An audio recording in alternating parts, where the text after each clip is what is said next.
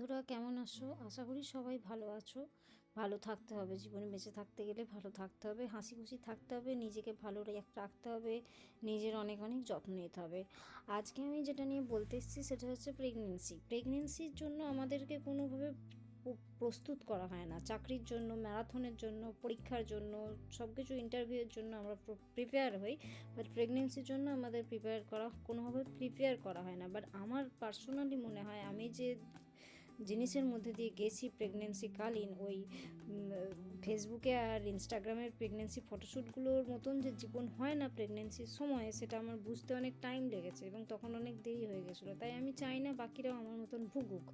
তো সেই কারণে আমি প্রেগনেন্সির সময়কার কিছু প্রেগনেন্সি যাতে সহজ হয় সেটা নিয়ে একটু বলতে চাই। প্রথমত তো আমার যাত্রাটা তো সহজ ছিল না। আমার দুটো মিসক্যারেজ হয়েছিল, আনএক্সপ্লেন ইনফার্টিলিটি বলেছিল। তারপরে তো শুরু হলো ইঞ্জেকশন, আলট্রাসাউন্ড এবং ফিজিক্যাল এবং মেন্টাল ডিপ্রেশন বলা যেতে পারে, সব কিছু শুরু হলো। তো প্রেগনেন্সির জন্য আমি কয়েকটা জিনিস ভীষণ ইম্পর্টেন্ট আমার মনে হয়, যেটা হচ্ছে প্রেগনেন্সির সময় ব্লাডের পরিমাণ 50% আমাদের শরীরে বেড়ে যায়, রক্তের পরিমাণ।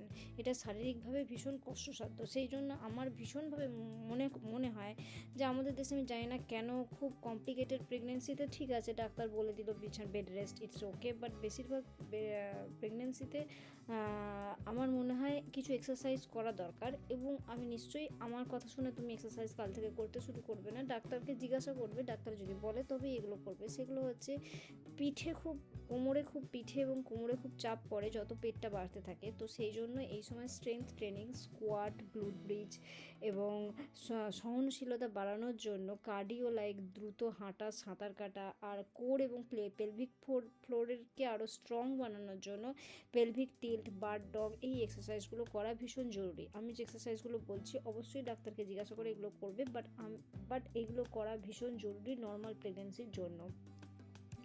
আরেকটা জিনিস আমার খুব মনে হয় যে প্রেগনেন্সির সময় ভালো ঘুম খুব দরকার, এবং এই সময় দরকার হলে দুপুরেও একটুখানি ঘুমিয়ে নিতে পারেন। এবং প্রতিটা খাবারে, এই সময় খাবারটাও ভীষণ ইম্পর্টেন্ট, প্রতিটা খাবারে যেমন প্রোটিন থাকে এবং স্বাস্থ্যকর ফ্যাট যেন থাকে। স্বাস্থ্যকর ফ্যাট যেমন অ্যাভোক্যাডোতে স্বাস্থ্যকর ফ্যাট আছে, মাখন, বাটার, ঘি, এগুলো যেন খাওয়া হয়। আর এই সময় আরেকটা জিনিস আমার ভীষণ মনে হয়, যেটা আমাদের দেশের পশ্চিমবাংলার বেশিরভাগ মানুষ ভীষণ ইগনোর করে, সেটা হচ্ছে